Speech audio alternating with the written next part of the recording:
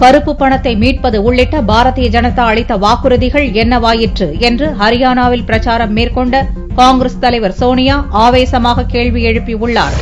ஹரியானா மாநிலத்தில் காங்கிரஸ் தலைவர் சோனியா தேர்தல் பிரச்சாரம் துவங்கினார். சிர்சா மாவட்டத்தில் நடந்த பிரச்சாரக் கூட்டத்தில் பேசிய சோனியா, மத்தியில் காங்கிரஸ் ஆட்சி செய்தபோது கொண்டுவரப்பட்ட திட்டங்களையும் கேலி செய்த பாரதிய ஜனதா கட்சியினர் இப்போது ஆட்சிக்கு வந்தபின் அதே திட்டங்களை பெயர் மாற்றி அமல்படுத்தி வருவதாக குற்றம் சாட்டினார். காங்கிரஸ் அரசு முடித்த பணிகளை தன்னுடைய சாதனை என்று கூறி பெருமை தேடிக் கொள்வதாகவும் பிரதமர் மோடியை சோனியா சாடினார்.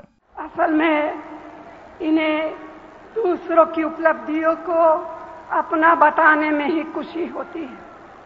जब हमारी यूपीए सरकार थी तब हमारी योजनाओं को ये लोग आलोचना करते थे, मजाक उड़ाते थे, लेकिन अब ये हमारे उन्हीं योजनाओं का नाम बदलकर चला रहे हैं.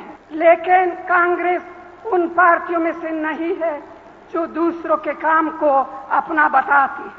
நாடு சுதந்திரம் அடைந்ததிலிருந்து எந்த அரசும் எந்த வளர்ச்சிப் பணிகளையும் செய்யவில்லை என்ற தோற்றத்தை மோடி ஏற்படுத்தி வருவதாகவும் கூறிய சோனியா, லோக்சபா தேர்தலில் பாரதிய ஜனதா அளித்த வாக்குறுதிகள் என்னவாயிற்று என்று கேள்வி எழுப்பினார். வெளிநாடுகளில் பதுக்கப்பட்டுள்ள கருப்பு பணத்தை ஆட்சிக்கு வந்த 100 நாளில் மீட்போம் என்று தேர்தலின்போது வாக்குறுதி அளித்த பாரதிய ஜனதா கருப்பு பணத்தை மீட்டு வந்தார்களா என்றும் கூடியிருந்த மக்களை பார்த்து கேள்வி விடுத்தார்.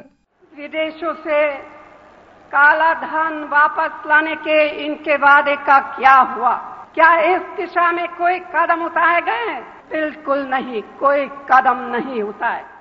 பாரதிய ஜனதாவின் பொய்யான வாக்குறுதிகளை நம்பி மோசம் போய்விடாதீர்கள் என்றும் சோனியா கூறினார். ஹரியானா மாநில வளர்ச்சிக்கு தேவையான அடித்தளத்தை கடந்த 10 ஆண்டு கால ஆட்சியில் காங்கிரஸ் அமைத்துள்ளதாகவும் இந்த தேர்தலிலும் காங்கிரஸை வெற்றி பெற வைத்தால் ஹரியானா முழு வளர்ச்சி அடையும் என்று சோனியா உறுதியளித்தார்.